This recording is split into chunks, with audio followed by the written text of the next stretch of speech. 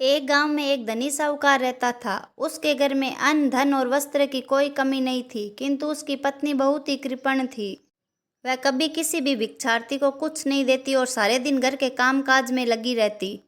एक दिन भगवान बृहस्पति देव एक साधु के रूप में साहूकार के द्वार पर पधारे और भिक्षा मांगी। साहूकारिन ने कहा, हे महाराज, मैं इस रोज रोज के काम से तंग आ चुकी हूँ। मुझे कोई ऐसा उपाय बताओ जिससे मेरा सारा धन दौलत नष्ट हो जाए और मुझे कोई काम न करना पड़े।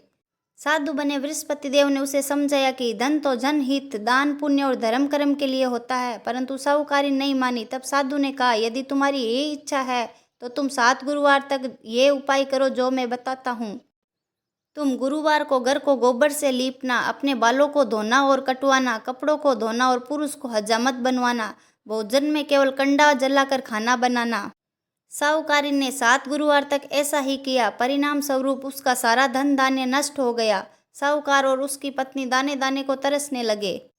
अपनी दुर्दशा से दुखी होकर साहूकारिन ने पुनः भगवान बृहस्पति देव का स्मरण किया। उसकी दशा देखकर भगवान पुनः प्रकट हुए।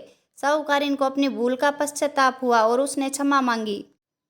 भगवान ने उसे नियम पूर्वक गुरुवार का व्रत रखने, कथा सुनने, चने की दाल व गुड़ से बृहस्पति देव का पूजन करने और अन्य धन का दान करने की सलाह दी। साहूकारिन ने वैसा ही किया और गुरुवार व्रत के प्रभाव से उसका घर पुनः धन धान्य और समृद्धि से भर गया। बोलो बृहस्पति देव महाराज की जय।